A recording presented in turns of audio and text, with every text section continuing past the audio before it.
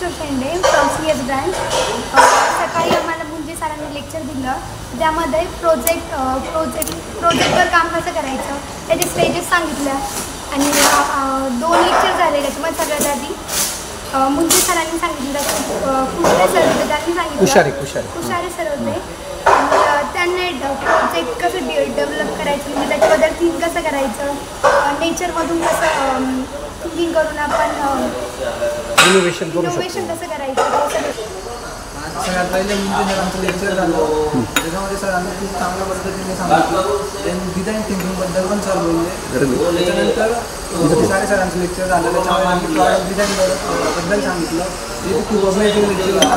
त्याच्यामध्ये क्रिटिकल थिंकिंगचा पण खूप मोठा पार्ट होता आणि त्यांनी खूप चांगल्या प्रकारे समजून सांगितलं, रिअल एक्झाम्पल्स घेऊन. देन नेचरशी कनेक्ट कसं करायचं, टेक्नॉलॉजिकल थिंग्सला हे पण त्यांनी सांगितलं. आणि देन सगळ्यात शेवटी इथले जे केकेवाकचे जे स्टुडंट्स आहे, जे रिअल टाईमवर आता इथे प्रोजेक्ट बनवत आहे, ज्याच्यामध्ये first year to last year सगळे इन्वॉल्व आहे, त्यांनी त्यांचा एक्सपिरियन्स बी सांगितला आणि त्यांनी चांगल्या टिप्स पण दिल्या.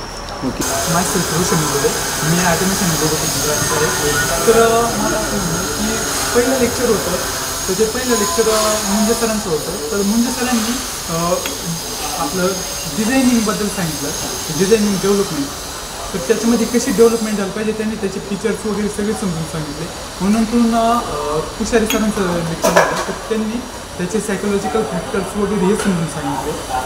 ते झाल्यानंतर त्यांनी त्याच्याबद्दल नेचर इज आवर फ्रेंड याच्याबद्दल त्यांनी कन्सेप्ट सांगितली. त्याच्यामध्ये त्यांनी सांगितलं की एक निबी त्याचं जेव्हा ते मधमाशाचे पोळं बनवते ना, तेव्हा त्याच्यामध्ये त्याचे कशी भरती त्याच्यात आणि त्याच्यात एक आकार कसा राहतो, तो हेक्झागोनल क्यूब राहतो, त्याच्यामध्ये ते कशा पद्धतीने त्याचा वापर एरोप्लेनमध्ये कसा होतो, बरोबर आहे, त्याचा रिलेशन कसं करायचं आणि ती स्ट्रेंथ कशी वाढवायची, वेट कसं कमी करायचं, हे ऑब्जेक्टिव्ह त्याच्यामधलं. ठीक आहे. हां, त्याच्यामध्ये त्यांनी एवढं सांगितलं. आणि त्याच्यामध्ये त्यांनी परत स्नेकचं उदाहरण घेतलं, अँडचं उदाहरण घेतलं, हे उदाहरण घेतलं. नंतर त्याच्यानंतर सागर सरांचं लेक्चर झालं.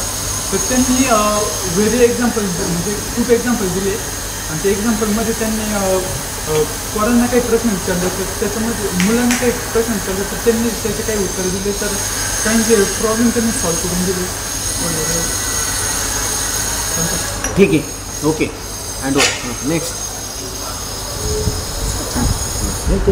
तिन्ही सेशन झाले त्याच्यामध्ये मला फक्त एवढंच बोलायचं की आपल्याला 3 गोष्टी जास्त जमल्या पाहिजे, थिंकिंग, डिझायनिंग अँड ऑब्झर्वेशन. ह्या 3 गोष्टी जमल्या तर आजच्या दिवसाची सुरुवात केकेवा कॉलेजला झाली. सर्वात पहिले मुंजे सरांनी लेक्चर दिलं. त्यांनी आम्हाला प्रोडक्ट डिझायनिंगची लाईफ सायकल समजून सांगितलं. ॲक्च्युअल प्रोडक्ट कसा वर्क करतो आणि तो कसा एक्झिस्ट करतो हे त्यांनी समजून सांगितलं. त्यानंतर कुशारे सरांचं लेक्चर झालं. सरांनी ॲक्च्युअल प्रोडक्ट कसा फाइंड करायचा ते समजून सांगितलं. त्यामध्ये त्यांनी सांगितलं की नेचर आपल्याला हेल्प करतं की तुम्ही प्रोडक्ट कसा फाइंड करता, म्हणजे नेचरमधून आपण प्रोडक्ट घेऊ शकतो आणि त्याला एक हाय लेवलपर्यंत नेऊ शकतो. त्यानंतर information technology department.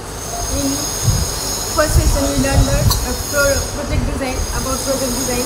Next session we learned nature gives the solution to all the problems. And then we also communicate with their students. Rushali Harnor from Information Technology Department. First of all, thank you for today sir because give opportunity to include in program skill